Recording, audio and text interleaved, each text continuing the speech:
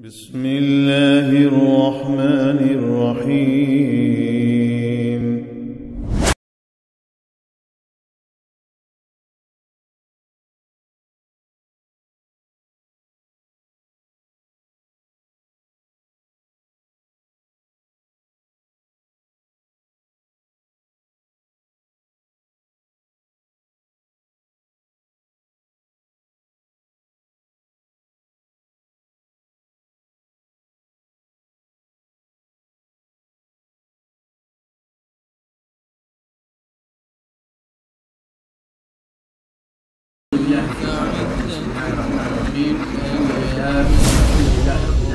وصلى الله وسلم على نبينا محمد وعلى آله وأصحابه ومن تبعهم بإحسان إلى يوم الدين. وبعد، قال رسول الله صلى الله عليه وسلم كما قال ابن القيم في كتابه وزاد المعاد: وأصدق الهدي كتاب الله وخير الهدي هدي محمد صلى الله عليه وسلم وشر الأمور محدثاتها وكل بدعة ضلالة وكل ضلالة في النار. أما بعد، السلام عليكم ورحمة الله وبركاته.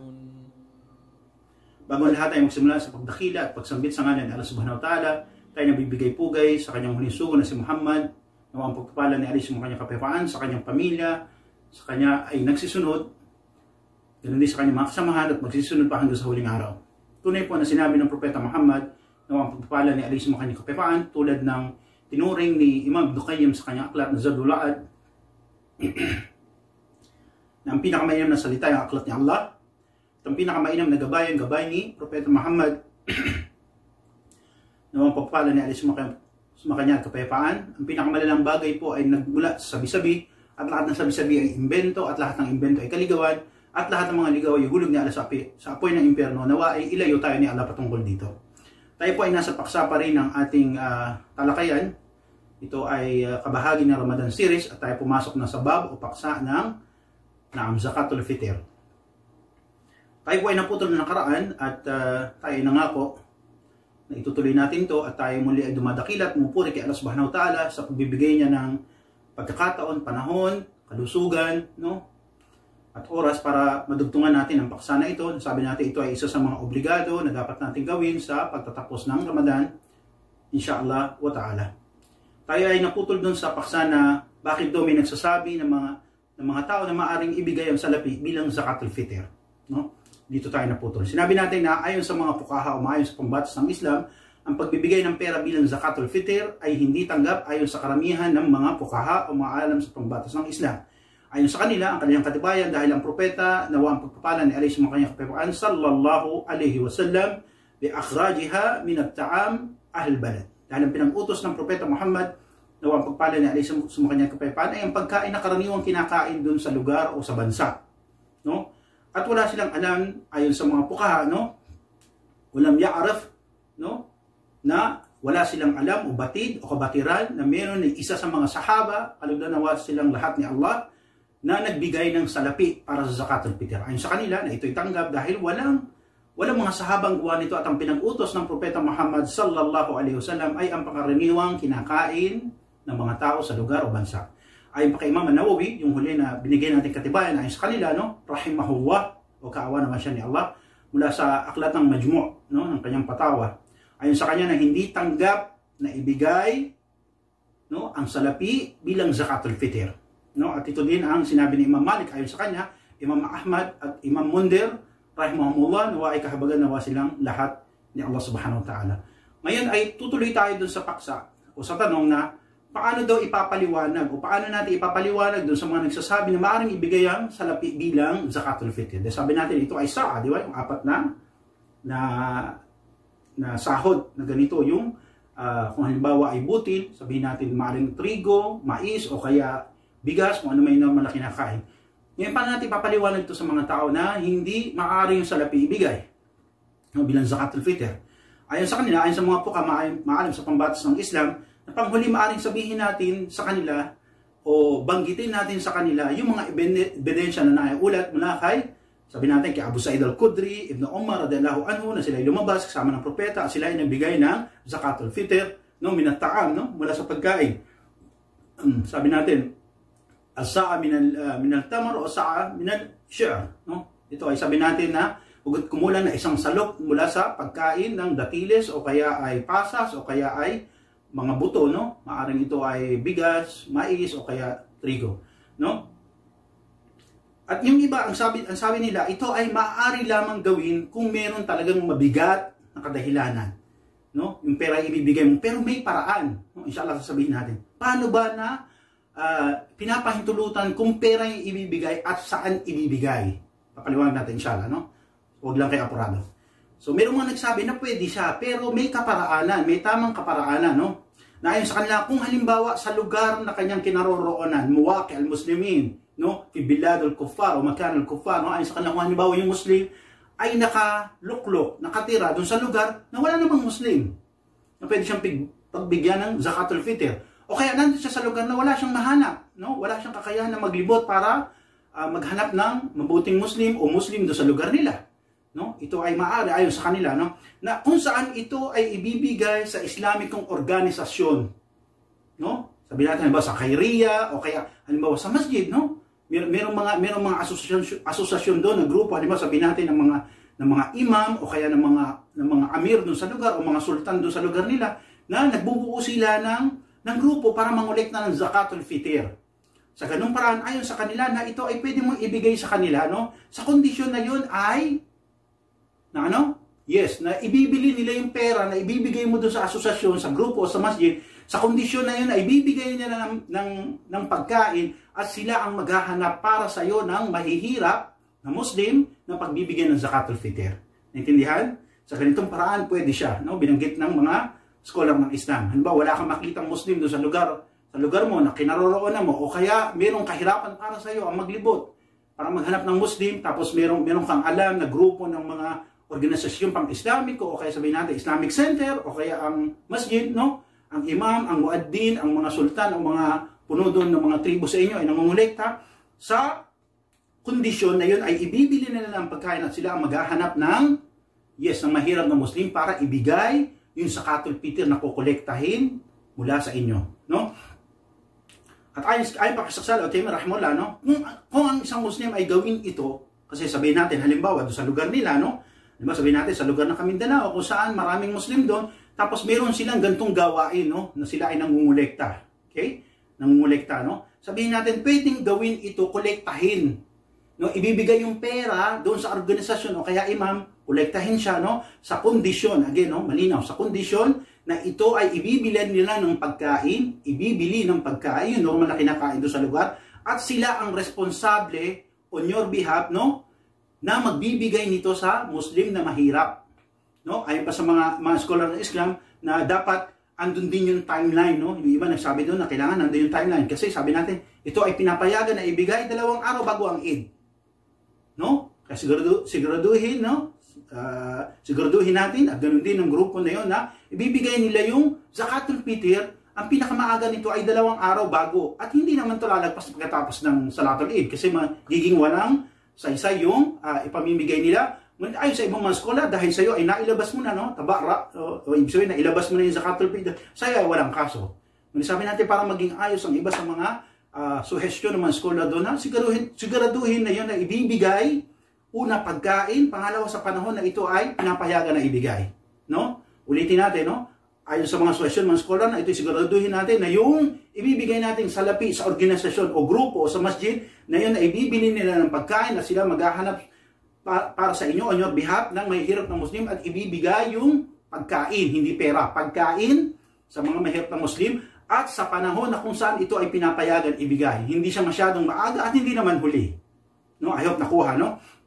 Ayon sa mga scholar, no? Ginawa natin to ng summary. Sabi natin, kung halimbawa yung salapi, ibibigay halimbawa sa Islamic Center, sa Islamic Organization, no? Tapos sila ang bibili ng bigas, halimbawa bigas ang pangkaraniwan na pagkain sa lugar, sila ang bibili ng bigas, tapos sila ang maghahanap ng mga mahihirap na Muslim para bigyan ng bigas, ito ay pinapayagan ayon sa kanila. No? Ito ay pinapayagan. Sabi mo, maglalabas ka ng pera sa bulsa mo, ibibigay mo yun sa Islamic Organization o kaya sa masjid, sa kondisyon na ito ay bibili nila ng pagkain at sila ang maghahanap ng mahirap na Muslim para ibigay itong zakatul fitr na, no? Sabi natin, itong zakatul fitr. Yun, yung pangalawang anyo, sabi natin, kung yung pera ay ibibigay mo diretso dun sa mahirap na Muslim, ito ay hindi pwede. No, dalawa yung anyo, di ba? Sabi natin, una, pera ilalabas, pero ibibigay sa organisasyon. Yung organisasyon, bibili ng pagkain, tapos sila maghahanap ng may hirap ng Muslim para ipamahagi yung Zakatul Fitr sa panahon na ito ay pinapayagan ibigay. Yung pangalawang anyo, kung ikaw ang magbibigay ng pera diretso dun sa mahirap, ito ay hindi pinapayagan. Ayon sa kanila, no? Kung ibibigay mo diretso sa mo, ito yung pera, ikaw na lang bumili ng bigas. Hindi, dahil ayon sa kanila, ito ay hindi naaayon sa pinag-utos ng Propeta Muhammad sallallahu alaihi wasallam at ang kanyang katibayan ng mga binanggit sa hadith, no? Ng Propeta Muhammad sallallahu alaihi wasallam, mula kay Ibn Umar, no, sa Abu Sa'id al-Khudri wa fi akhirih. Na, sabi natin na maaari bang pumili ang isa mula sa pagbibigay ng salapi o pagkain? Kasi sabihin natin, halimbawa, yung option na yun, no, pareho na nandoon sa lugar nila. Diba, sabihin natin, meron doon na sabihin natin na may mga tao doon, may mga grupo na nangongolekta, no, na sila maghahanap mahirap. Tapos, may option ka rin na ikaw na lang kaya maghanap ng mahirap at ikaw magbigay. Ano ba ang mas inam? No? Kung meron kang ganong option na nakaharap sa harapan mo, meron kang option, ibigay sa grupo o ikaw ang magbigay mismo. Ikaw ang bibili ng pagkain o kaya ng bigas, sabihin natin, no? At ikaw ang magbibigay sa mahirap. Or ibigay mo na lang doon sa grupo na sila ang responsable na bumili at maghanap ng may hirap na Muslim para ipamahagi ito. Ngayon, merong abiso o merong paalala sa atin dito si Imam Al-Albani, rahimahullahu ta'ala. Kilala natin si Imam Al-Albani. No? Siya yung isa sa mga masipag na mangolekta at mag-aral ng hadith kung gaano ka-authentic yung hadith. Siya yung nagsasabi ko ito'y daib o kaya mungkar na hadith o kaya sahih hadith. No? O marfu'an. O kung paano ba ito binigyan niya ng grado. Sinabi ni Imam Al-Albani, rahimahullah, kung tayo nahaharap sa ganitong sitwasyon, no? Ibigay yung pera o kaya may kakayahan ka na ikaw ang bumili at ikaw magbigay sa mahihirap ayon sa kanya, no? Ayon kay Imam Albani, rahimahullah, napakaganda itong abiso na to, paalala niya sa atin, no? Ayon kay Imam Albani, rahimahullah, la afdal min as-sunnati nabiyyu sallallahu alaihi wasallam. Ayon sa kanya, la afdal min sunnati nabiyyu sallallahu alaihi wasallam. Jamil jaddan, no? Ayon sa kanya na wala nang masihigit pa, no, sa bahagdan ng Propeta Muhammad daw ang pagpapala ni alayhi sumakayang kabayan. So wala nang tatalo dun sa ginawa o ano yung ginawa ng Propeta Muhammad sallallahu alaihi wasallam. Kaya ayon sa kanya na ang pinakamainam na gabay ay ang gabay ni Propeta Muhammad sallallahu alaihi wasallam. Wa khairul hadi hadi Muhammadin sallallahu alaihi wasallam. Dagdag niya pa, no? Wa khairul hadi hadi Muhammad sallallahu alaihi wasallam. Pinakamainam na gabay sa ating mga Muslim kundi ang iniwan sa atin ng Propeta Muhammad sallallahu alaihi wasallam.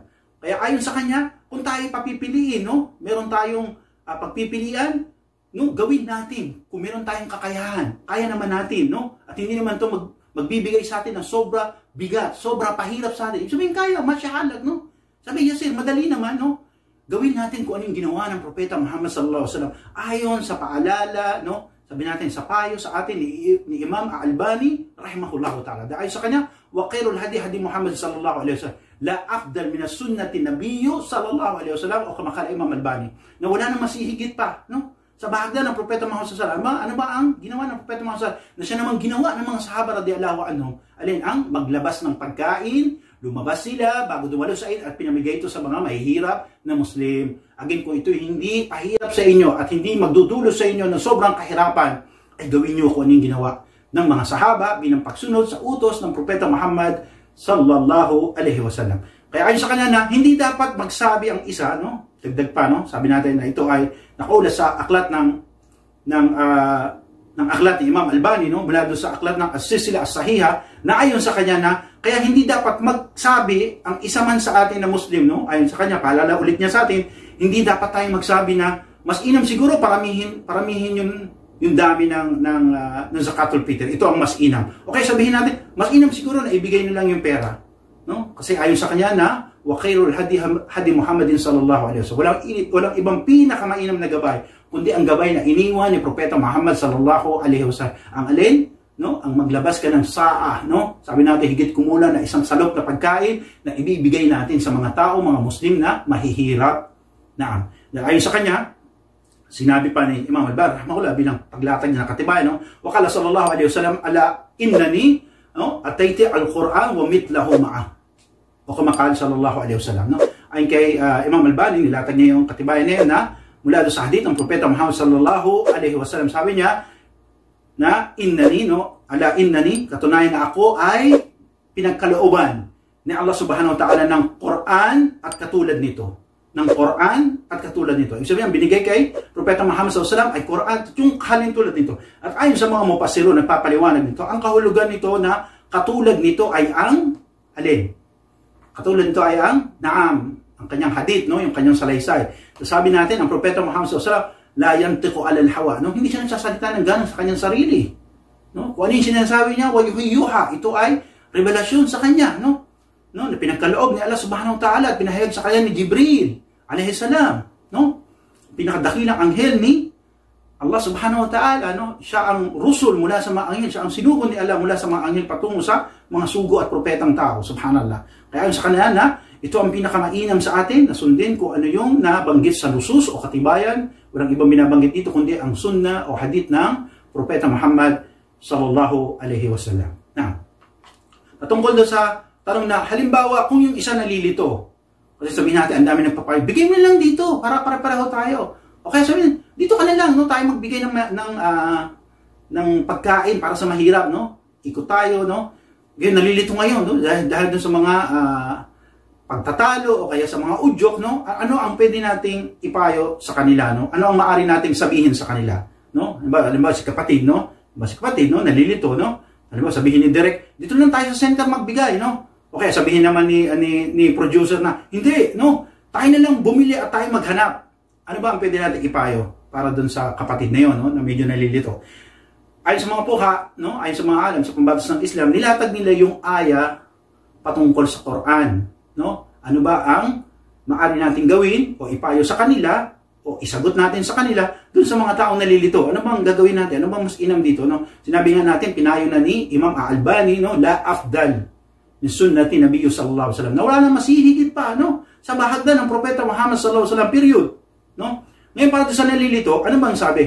Ang utos sa atin para hindi naman tayo madapa at magkamali, no? Sabi ng mga pukaha, no? Nilatag nila yung katibayan mula sa ayat sa Quran. Qala Allahu azza wa jalla ba'd a'udhu billahi minash shaitanir rajim fa in tanaza'tum fi shay'in faruddu ila Allahi wa rasuluhu. No? Sabi ni Allah tabaraka wa ta'ala sa ayat, no? Pakupkop kay Allah labas sa tanas ng sinumpa, sinabi niya na, at kung kayo ay mayroong pagkakaiba, no? Kasi hindi ka magkapareho, yung isa gusto ibigay sa organisasyon, Islamic Center, no? Yung isa naman sabihin, sila ang bibili at sila magbigay. Ayon sa payo ng mga scholar sa atin na tayo'y bumalik kay Allah at sa kanyang sugo, no? Wa kuntum tu'minuna billahi wal yawmil akhir. Kung tunay tayo naniniwala kay Allah sa huling araw, anong gagawin natin? Babalik tayo sa kitab, sa Quran, at ganun sa sunnah ni Propeta Muhammad sallallahu alaihi wasallam. Kung meron tayong sabihin, meron tayong pagkalito, hindi pagkakapareho, no? At sa aklat ng Tafsir Ibn Kathir, ayon pa sa mga pukahan na sinabi ni Mujahid, isa sa mga nagtatafsir ng Quran, no? Sabi natin mula sa mga tabi-tabiin. At iba pa sa kanya, na isa mula sa mga salaf ay nagsabi, ang kahulugan ng binanggit na aya, yung sabi na painzit to siyem, parudo ilallahi wa rasulullah, ayon sa kanila na ito ay tumutukoy, no? Kay Allah, ibig sabihin sa Quran, no? At sa kanyang sugo ay patungkol sa kanyang sunnah o mga ahadith, no? Dito tayo babalik kasi paano naman tayo dudulog kay Allah, subhanallah, no? Si Allah ay nasa kaibabawan ng langit, no? Ganun din, ang sugo, sallallahu alaihi wasallam, patay na siya, no? Ito ay tumutukoy ayon sa kanila patungkol sa Quran at sunnah. Kung mayroong pagkalito, hindi magkapareho, no? Tayo dudulog kay Allah sa Quran at sa propeta, sa sunnah ng Propeta Muhammad sallallahu alaihi wasallam. At ito ang kanilang payo. No? Bumalik tayo doon, no? Sabi pa nila, nilatag pa yung ibang ayat sa Quran, no? Ba'd a'udhu billahi minash shaitanir rajim wa ma talaftum fihi min shay'in fa hukmuhu ila Allah, no? Ba'd a'udhu billahi minash shaitanir rajim. Sabi niyang iba pang mga pukha, nilatag pa nilang katibayan. Sabi nyo, at ano man ang pagkakaiba nyo mula sa anumang bagay, humatol kayo muna kay Allah. Ibig sabihin, gamitin natin ang katab. Na again, ang payo natin dito ay balikan natin yung sinabi ni Imam Al-Albani. La afdal min sunnati rasul o sunnatun nabiyyu sallallahu alaihi wasallam o kamakala Imam Al-Albani. Wa khairul hadi hadi Muhammad sallallahu alaihi wasallam. Sahili, no? Pinakamainam, no? Na gabay, ang gabay ni Propeta Muhammad sallallahu alaihi wasallam, walang duda, no? At ayon sa mga pukha na ayon din sa tafsir, na versikulo ito, tayo inutusan ni Allah subhanahu wa ta'ala na humatol tayo, no? Gumamit tayo kung tayo magdidesisyon, gamitin natin ang Quran at Sunnah ni Propeta Muhammad sallallahu alaihi wasallam. Sabi natin, maging si Imam Ibn Qayyim ay tinanong, sabi, ma huwa al-ilm? Ano daw ang kaalaman? Ayon kay Imam Ibn Qayyim, qala Allah wa qala Rasul. Ito rin ang kaalaman, subhanallah, no? Ayon kay Imam Ibn Qayyim, ang kaalaman, qala Allah wa qala Rasul. At sinabi ng mga sahaba, no? Radiyallahu anhum, kung ano daw ang kaalaman, sabi, ito yung malaman mo, matutunan mo, yung bagay mula doon sa kaligawan at sa gabay. At walang ibang pinakamainam na gabay, kundi ang gabay ni Propeta Muhammad sallallahu alaihi wasallam. Sabi pa ng mga pukha, ito ay huling bilang katibayan niya na binigay sa atin na bagay na pwede nating ipayo doon sa nalilito. Kung ano ba ang dapat mas piliin ayon sa kanila, no? Sinabi pa ni Allah subhanahu wa ta'ala sa Quran, ba'da a'udhu billahi minash shaitanir rajim, laqad kana lakum fi rasulillahi uswatun hasana, no? Tunay na nasa inyong sugo ang mabuting halimbawa, no? Sino man ang nagnanais bumalik kay Allah, no? At makipagtagpo sa kanya sa huling araw. Kaya ano ang pinakamainam yung gabay ni Propeta Muhammad sallallahu alaihi wasallam. At ayon pa muli sa tafsir ng Ibn Kathir na ito ay mabiyayang bersikulo na mayroong malaking pamantayan patungkol sa pagsunod, no? Pagsunod kanino? Sa propeta ni Allah sallallahu alaihi wasallam. Ito ay bilang pag-uutos ayon sa ayon na ito, no? Laqad kana lakum fi rasulillahi uswatun hasanah. Ito ayon sa kanila ay mayroong malaking hiwaga, no? Yung pag-uutos ni Allah na pagsunod sa sugo ni Propeta Muhammad sallallahu alaihi wasallam. At ayon pa muli sa mga pasiro, nilatag pa nila yung katibayan nito. Panguli, sabi ni Allah subhanahu wa ta'ala, ba'da a'udhu billahi minash shaitanir rajim muli, wa ma atakumur rasul fakhuduh wa ma nahakum anhu fantahu wattaqullah, no? Sabi ni Allah subhanahu wa ta'ala, at anuman ang ibigay sa inyo ng mensahero ni Allah, ikunin natin. At anuman ang kanya ipagbawal natin, no? Subhanallah, no? Subhanallah. Anuman ibigay sa ating propeta, kunin natin, no? At kung naman ipagbawal ay ipagbawal natin, no? O kaya ating iwasan. Ay pamuli sa tafsir ng Ibn Kathir, ito ay pag-uutos sa atin, no? Ni Allah tabaraka wa ta'ala na sundin natin ang gawain ng Propeta Muhammad sallallahu alaihi wasallam patungkol sa anuman kanyang ginawa at ganoon din sa kanyang ipinagbawal, no? Subhanallah. Wallahu a'lam, at si Allah pa rin ang mas nakakalam. So ayun, ito ay naging malinaw sa inyo. Kung kayo mayroong pagpipilian, piliin nyo kung ano yung ginawa o pinag-utos ng Propeta Muhammad sallallahu alaihi wasallam. Naam. Patungkol doon sa tanong na, kaya ang tanong natin, ano ba yung pinag-utos ng sugo ni Allah sallallahu alaihi wasallam para doon sa nalilito? No, bigyan ng pera, bilhin ng pagkain, no? So sabi natin, ano ba ang pinag-utos ng Propeta Muhammad sallallahu alaihi wasallam? Ito ay isa sa mga pampukol, no? Panggising sa atin, no? Para doon sa mga nagkakaroon ng pagtatalo at pagkalito, no? So sabihin natin, ano ba ang pinag-utos ng Propeta Muhammad sallallahu alaihi wasallam? Bagitin natin ulit bilang pagsariwa sa kaalaman o alaala na paan Ibn Umar radiyallahu anhuma qal faradna Rasulullah sallallahu alaihi wasallam az-zakatul fitr sa'an min at-tamr wa sa'an min ash-shi'r wa ala abd wa hur wa dhakar wal unta wa saghir wal kabir min al-muslimin. No, ito yung pinag-utos ng Propeta Muhammad sallallahu alaihi wasallam para malinawan, no? Sinabi ni Ibn Umar, kalugdan nawa siya ni Allah, sinabi na natin kung sino si Ibn Umar, anak ni Umar, kapatid ni Hafsa, no? Radiyallahu anha, na may bahay ng Propeta Muhammad sallallahu alaihi wasallam. Ayon sa kanya, inobliga ng sugo ni Allah, no, ang pagpapala ni alayhi sa kanyang kapayapaan, ang zakatul fitr. Saan, no? Pinaliwanag natin kung ano yung saan, di ba? Yung apat na sahod na ganito, na higit kumulang na isang salo, no? Mula sa datiles at saa mula sa butil. Sa alipin, malaya, lalaki, babae, bata, matanda na Muslim. At pinag-utos na ibigay bago lumabas o bago dumalaw sa Salatul Eid. Kaya sasabihin natin, no? Sasabihin natin, kung ang pinag-utos ng sugo ni Allah sallallahu alaihi wasallam ay ang pagbibigay ng saa mula sa pagkain, at ito din ang kanyang ginawa ayon sa mga pukaha at sinundan din, no, ng apat na mga pinuno, Abu Bakr, Umar, Uthman at Ali, at ganoon din na siya naman ginawa ng kanyang mga sahaba ridwanullahi alaihim. Nasabi nga natin sila yung khairul qurun, pinakamainam na grupo, no, ng mga tagasunod o mga kamusliman. Sabi nga ni Allah subhanahu wa ta'ala, radiyallahu anhum wa radu'an.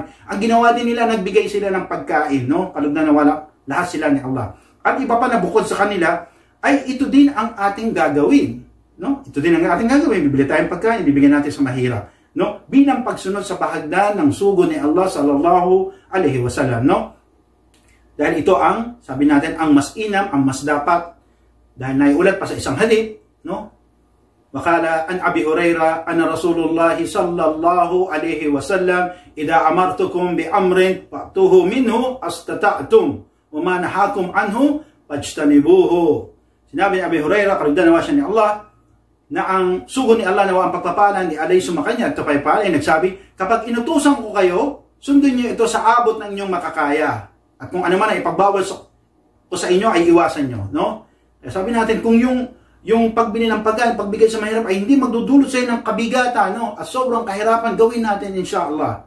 Gawin natin inshallah, no? At sabi pa ni Allah subhanahu wa ta'ala, kala Allah ta'ala, ba'da'udhu billahi min syaitan rajim, ito ang pag-uugali. No? Ito ang pag-uugali ng isang mu'min, ng isang naniniwala kay Allah sa kanyang sugo. No? Sabi nga ni Allah subhanahu wa ta'ala sa ayat na nabanggit, ati Allah wa ati Rasul. Sundin nyo si Allah at sundin nyo ang propeta. Ibig sabihin, ang pagsunod kay Allah subhanahu wa ta'ala, makakamtan natin sa pagsunod sa propeta Muhammad sallallahu alaihi wa sallam. At sabi nga ni Allah subhanahu wa ta'ala bilang pagbanggit, no, ayon na rin sa mga tafsir, ito yung katangian, yung sifat ng isang mu'min, no, nananampalataya kay Allah sa kanyang sugo at sa huling araw, na sinasabi nila, waqalu sami'na wa ata'na, waqalu sami'na wa ata'na, no? Kanilang narinig at kanilang susundin. So yun na narinig natin, natutunan natin, no, na ang propeta Muhammad sallallahu alaihi wasallam ay nag-utos na magbigay sa atin ng saa mula sa pagkain. Kaya inshallah ito ang ating gawin at inshallah patuloy natin dito at dudugtungan natin inshallah susunod. Subhanaka wa bihamdik, asyhadu an la ilaha illa anta wa nastaghfiruka wa atubu ilaik. Wassalamualaikum warahmatullahi wabarakatuh. Si alam walang kapitasan ng ating pinapapurihan. Ako ay humihingi ng tawad kay Allah mula sa aking pagkukulang, pagkakasala. Kayo mga kapatid ko sa Islam, hinihimo ko kayo na magbalik loob kayo kay Allah na siya ang mapatawa, mahabagin. Wassalamualaikum warahmatullahi wabarakatuh. Nawa ang kapayapaan ng habag ni Allah ay sumainyo nawang lahat. Wa sallallahu wasallam ala nabiyyina Muhammad. شهر رمضان الذي أنزل فيه القرآن هدى للناس وبينات من الهدى